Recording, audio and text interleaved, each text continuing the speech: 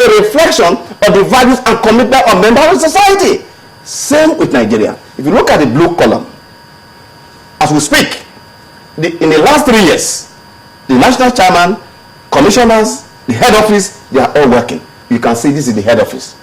Now, as we are narrowing down to elections, materials will be brought down to the states. At this point, literally speaking, the head office become functions official administrative, quote and unquote. Now, on election day, then from the states, I will distribute all the material according to the local government to the registration areas. They will be taken down to what we call the local government, the electoral officers. It's an exchange of batting. Now, from the electoral officers down to the last stage where we announce result, who are those in charge? They are Nigerians. Who are they? From the EO, the materials are given to the supervising presiding officers. These are people drawn from public institutions. We are moving away from use of state civil servant, primary school teachers, and all who are servants or staff of state according federation. In order to insulate the process from the possible collusion. Now, if you look at the entire pyramid here, from the SPO, the presiding officer, the assistant presiding officer, the CEO, the PO, down. They are all Nigerians, now drawn from university. Interestingly, Section 27 of the Electoral Act has provided what we call safeguards.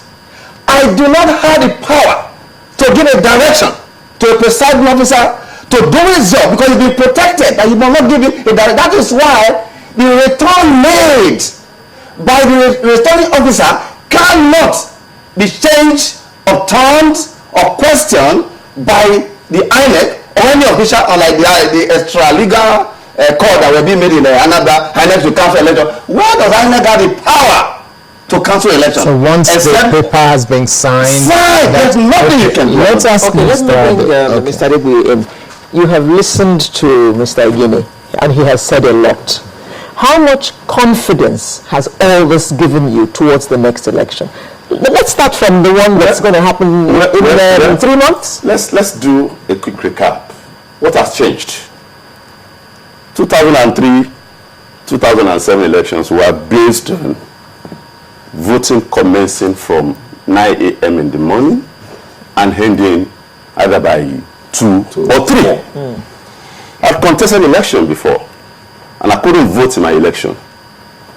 The master rigger at that particular time will always allow elections to be relatively peaceful between 9, 10, 11, and 12. And then thereafter, they roll out their rigging machinery. What we did, I mean, we have done this advocacy repeatedly here, that the way to curtail that would be simultaneous registration of voters within a stipulated period of time, accreditation all over Nigeria, and then simultaneous voting. What that does is that once you do accreditation in 2011, and that was why we had remarkable improvement. Therefore, we need to improve on that. It sounds good on paper. With due respect to my friend, but you need to practicalize this and build confidence. And we did it in 2011 and subsequent election. That's not to say, look, if we're going to use the yardstick of 2003 and 2007, no, don't really want to part of that system. Yeah, I know. But I'm not going to use that terribly low standard in assessing and, gauging what you guys have done. Right. I mean, fair enough. You improved tremendously. But again, don't forget, there were some challenges regarding your result sheets that the National Assembly elections had to be postponed by a few days. Stuff like that. Stuff like that should be, taken care of. I'm worried about your electoral officers. And this I said to you before we came on here. With my experience with them, these are guys that are very powerful, and once you have people that have predisposition to subversion of the will of the people, and then with money flying around, the stakes are so high. So you guys must do something about your electoral officers. Okay, I agree that you're deploying technology, you're learning from experience, but ours is to continue to put you on your toes, so that what we call psephology of election, that is the science of studying election results with a view to predetermining who is likely to win in one particular area, will not be lost on us. While you mentioned US, UK, Kenya, what have you, you will know that given a conduct of manifestly free and fair election, a particular political party is likely to emerge from this part.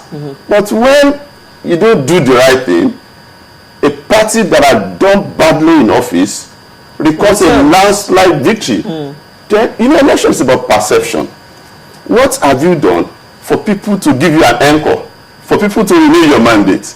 In other jurisdiction, anti-incumbent sentiment is very, very strong, and therefore, once you don't do well in office, you are out. I'm not in any way saying that the parameter for gauging a free and fair election is for the incumbent government to lose. Okay. But what is important is that the votes of the people must count. And then we also have a responsibility, because you mentioned the issue of political parties not being alive to their responsibilities. Let the government do the needful.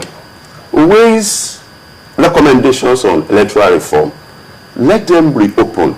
In my view, I believe that political party representatives are supposed to be part of election management team, so that when we're having a meeting, pre-election meeting, and we have our challenges and we have our misgivings, we bring them to the table, we look at it, and then resolve issues. Okay, I'm a bit worried about this, your last postulation. The political parties are supposed to be the ones who are the master riggers. So if they attend these meetings and INEC reveals its plans to them, it will give them more time to go and sharpen their skills in rigging. Don't you think? It simply means you haven't done your homework very well. In some other jurisdiction, you have nominal representatives as members of election management team. We were supposed to do claims, counterclaims, objections, and stuff like that. And I agree with my friend. Some of our friends in the political parties are not alive to their responsibilities. When they compile voters register, you're supposed to visit their zonal offices and ensure that your name is there. I will give you a copy. We'll give you a copy. But because of the nature of the political system we run, because the middle class that is supposed to drive the process, that changes the fortune of a country, that does not involve the elites of society, are not involved. Secondly, and I'll tell you why, because they believe that their vote is not going to count. So it's about confidence building. I mean, we have said that we have supposed to build the confidence. INEC, political parties, it's a joint politicians. It's a joint thing. Yeah. For me, what I feel we should do, and this is outside this electoral matter, the stakes are too high in politics, and therefore don't overburden the people who are conducting elections when they know that if you spend 100 million and you get to office, you're going to make 500 million.